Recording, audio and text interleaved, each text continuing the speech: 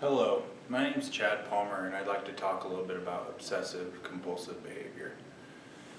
About 3-4 years ago, I was invited to join a church, the Church of Jesus Christ. And I was at a point in my life where I felt that I could use a change in my life, and it felt like I was definitely getting a little bit older, and that I might be able to find some comfort in a different community and go towards that righteous life. I was invited by missionaries to come to the church. I did that. I was asked if I wanted to be baptized, but before I was baptized, I was required to stop drinking coffee and to change some of my habits. To live the law of chastity. Let's see, what were some of the other ones? To go towards obeying all the commandments.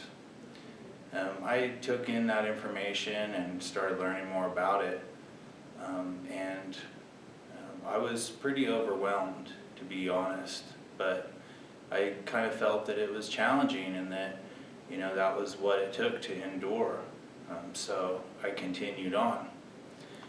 As I continued on, I started taking in the information that was being illustrated for me, which most of it was placed in a religious context. I understood it as something that you wanted to go towards, and it was more or less,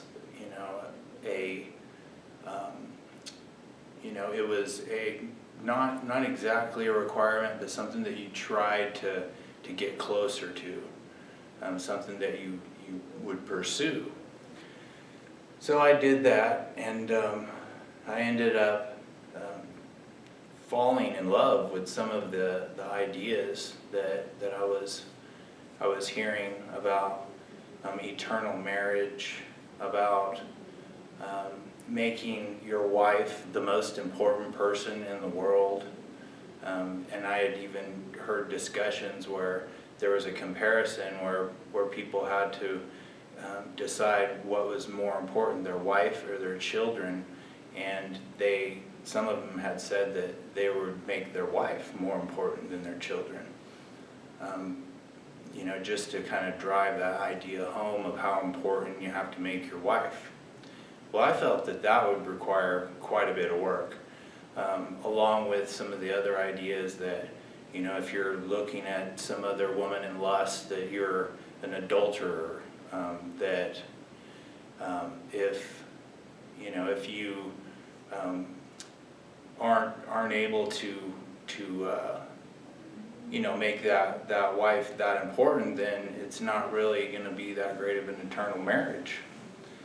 So I went forward with some of those ideas, and I tried to change my way of thinking, and I tried to change my pattern of behavior, where I wasn't looking at every girl that I saw in tight pants, and I wasn't checking out all the curves that I saw, and I wasn't, and also I was trying to not be judgmental at the same time and not notice differences in people, and if someone was overweight, or if someone had acne, or if someone was from a different culture or a different race. I was trying to not be judgmental. In my quest to try to do that, I think I burned myself out.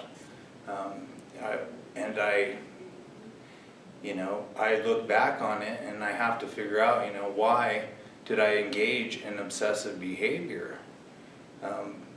What was it that made me want to change so much? What motivated me to fall into obsessive compulsive behavior?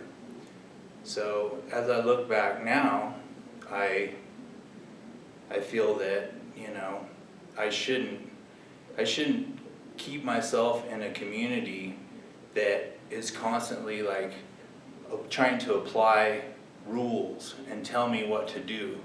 Because if I listen, I might find that, in theory it sounds great, but in practice it might not work out, which has happened for me some of those things have not worked out that well, and I've gotten myself into a little bit of trouble. So I have to try to figure out how I can go forward and find a path of living that I can be comfortable with, and that I can have, you know, a higher level of understanding, and also I can protect my integrity by not saying, you know, oh, I'm going to do this, I'm going to do that, and then not be able to do it, because, you know, a person, especially me, would assume failure in that particular instance, and that's not that fun. So I think with the obsessive compulsive behavior, knowing why a person behaves that way is probably going to be the first step in mitigating those concerns. So that's what I'm trying to do, is kind of figure out why I behaved the way that I did, and why I listened so closely to certain messages and kind of grabbed onto them and said, that's what I'm going to do. And then overall, you know, in a religious context, they talk about, you know, God's watching you all the time, and He knows what you're thinking. So you feel this sense of, you know, I'm under constant surveillance. So you not only want to, you know, do well for those around you in your community, but you also want to try to impress the Creator in that particular instance. So it's pretty heavy, you know, it's pretty heavy to think about all that kind of stuff.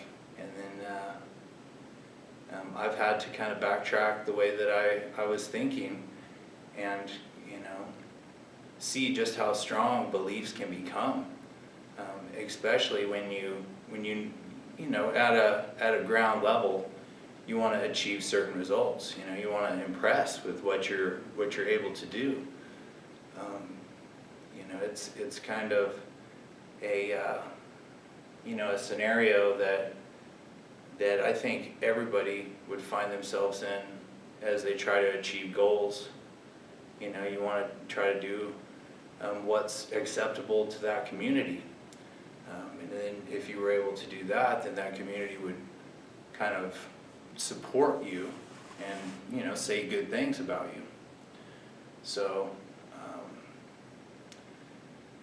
I think that I'm on a good path of not engaging in such obsessive behavior, but I'm definitely going to be leery of listening to messages and illustrations and suggestions that quote-unquote leaders illustrate and what they present, because grabbing onto those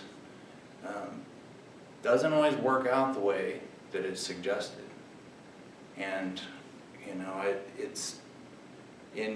overall, they're not going to be there once you're in a particular arrangement or a forum where you have to defend yourself. So I'm definitely going to be watching out for that kind of stuff in the future, and you know, trying to not have obsessive compulsive behavior. Thanks.